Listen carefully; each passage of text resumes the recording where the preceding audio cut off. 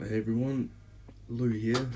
Just giving you a breakdown of my portable microboard, which I'm using a 5000 milliamp power bank to energize. So first I'll go through the benefits and drawbacks of this method of power. If you're here to see the configuration, feel free to skip ahead to configuration in the timeline. So there are 4 benefits which I can think of. The first being it's pretty cost effective.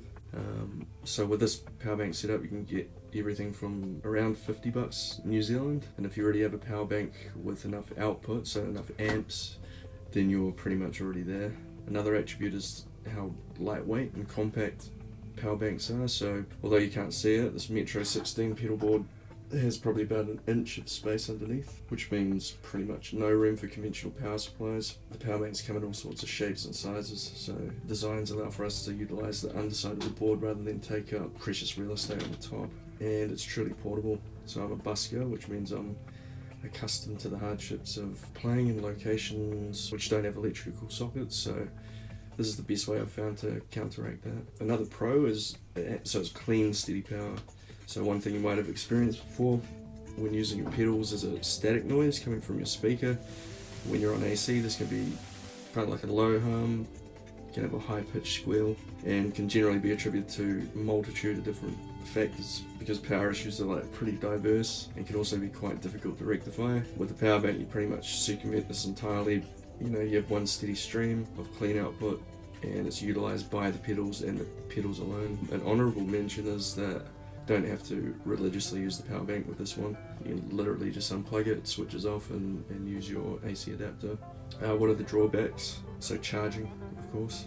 Power banks don't last forever. You have to remember to charge it after use, otherwise you'll get caught out, most likely at the worst possible time. This is Murphy's Law.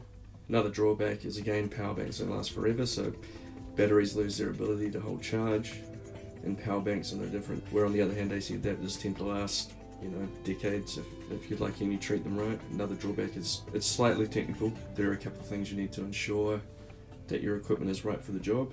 So first things first, we need to measure the total power requirement of the pedals. This will pretty much confirm what power bank we need. So pedals are measured in milliamp hours. Your pedal will have it posted on a sticker on the bottom or the side. For some pedals, the only way to get this info is from searching online. So you just go onto Google, type in the name of the pedal, go to the website, look at the specifications tab, and it should have milliamp draw. So we'll give it a go with my board. This is the first step, is just getting the total milliamp draw of all of these pedals. So the MXR is 13 milliamps, the Polaris is 125, the Ditto is 100, Korg 40, EHX Pitchfork is 30, Transition is 100, Harmonious is 65, so that's roughly 500 milliamp. So that means we need a power bank with an amp output of more than 500 milliamps. Otherwise they either won't power on or will display like quality issues. So yeah, basically the power bank that we need to support this board needs to be at least 1 amp. Note that if the power bank exceeds 1 amp, so if the power bank actually has an output of 2 amp, it won't have any negative effect on the pedals. So pedals will only ever draw as much power as they need. The power banks don't force the power down.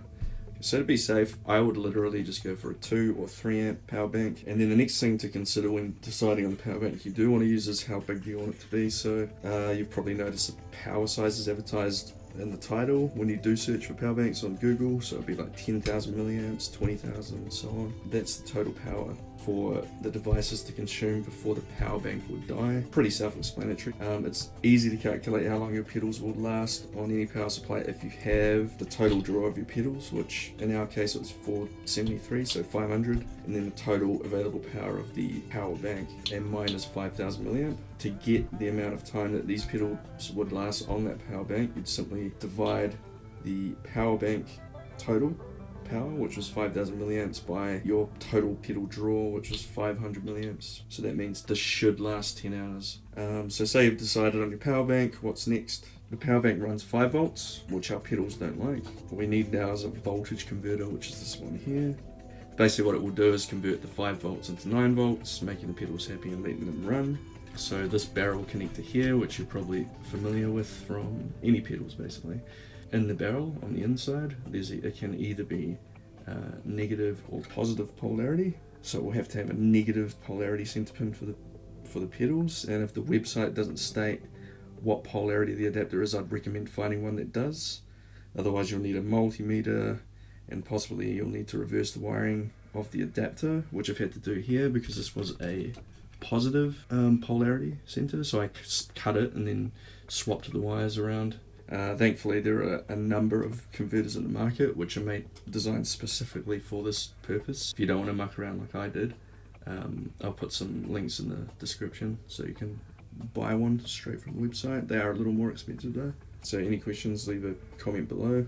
Otherwise, happy building.